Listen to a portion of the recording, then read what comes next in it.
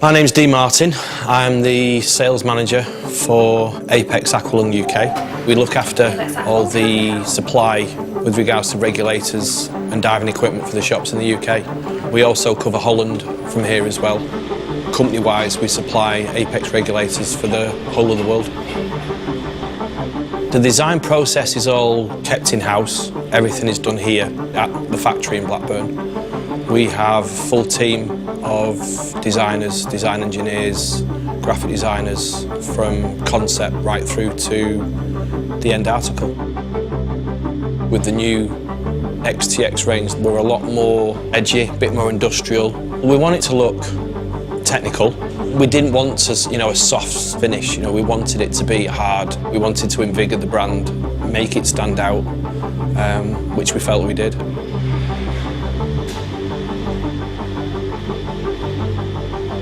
We buy the bar in, which makes most of the first stages that we do. When the bar comes in, it then goes into the CNC machines. It holds 10 or 12 bars at any one given time. The machine starts to do one side of the bar, and then as it's finished that process, it then grips the bar, pulls the bar forward, trims the bar off, and then the back side of the machine then comes in and actually machines while it's still got hold of it, the other side of the bar. It's just a continuous process. Any waste material that is actually come off, be it from a first stage body, be it valve spindles, whatever component part we're actually making, what will happen is that waste material will be then collected in a bin, and then we will then actually sell back to the company who we buy the brass from. That will then come back as a piece of bar that will then go back to make another regulator. The next stage from after the part's actually been machined is obviously the quality side of it. We need to check parts as they come through the factory before it goes through to final process, because obviously what we are producing at the end of the day is life support. We've got specific guys to look out for specific things within, whether it's a thread, whether it's a hole or an orifice or whichever it is that needs checking. We've got machines that will then be checked on. Now, if the guys were to find something, because we keep everything in-house, we can react to it very, very quickly. Once everything's been checked out and everything's okay, it will then be sent to be cleaned and polished. The main reason for the chroming side of it is aesthetics. The reason why we chrome it, obviously, it keeps the looks of the regulator. This is where the magic happens. It literally looks like jewellery when you go down there, and it's raw brass at this stage.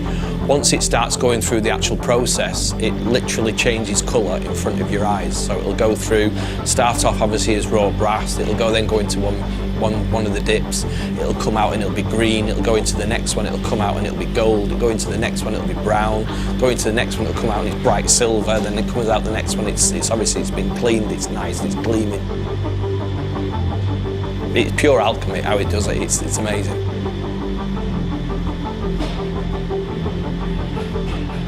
After the chroming process, we then go on to the injection moulding. All the moulding's done in-house. It starts off as like a plastic chip that goes into a big hopper, then becomes molten material that's squirted into the actual mould itself.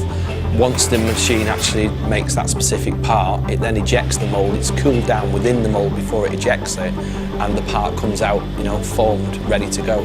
The next process we have to do is obviously we make the hoses. All the crimping and everything with regards to the ends of the hoses, we do it in-house. Not everybody likes the same hose, be it on their BCD, be it on a regulator.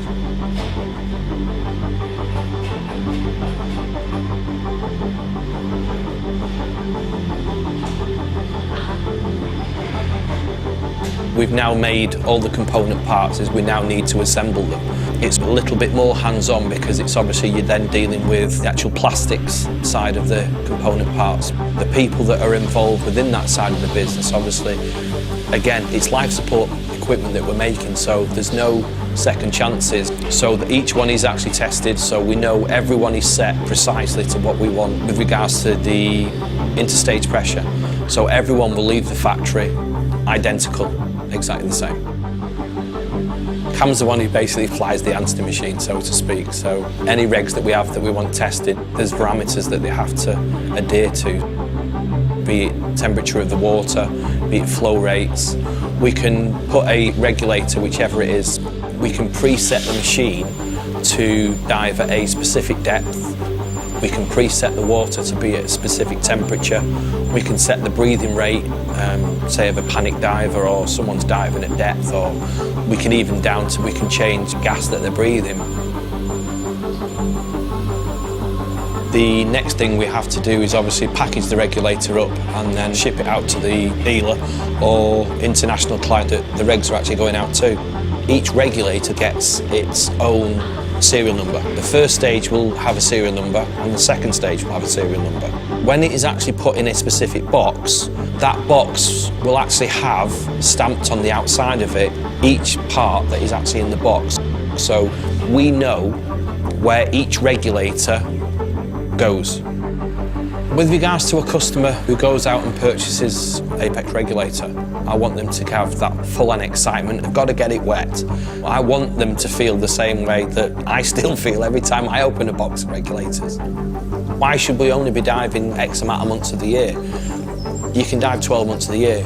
That's what we test them for. We always go above and beyond what we need to do just to make sure that our regulators will perform. It's life support equipment. It's got to work first time, every time. We've got a premium product. Everything is made in-house by people in Blackburn, in the UK.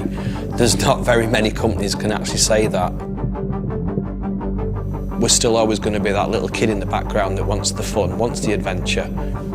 Be it for photography, be it for technical diving, be it for diving on wrecks, be it different temperatures, be it warm water diving, cold water diving. It's just, there's so many choices that you can do for different types of diving. It's just one of those things, if it grabs you and it hooks you, you've got it for life.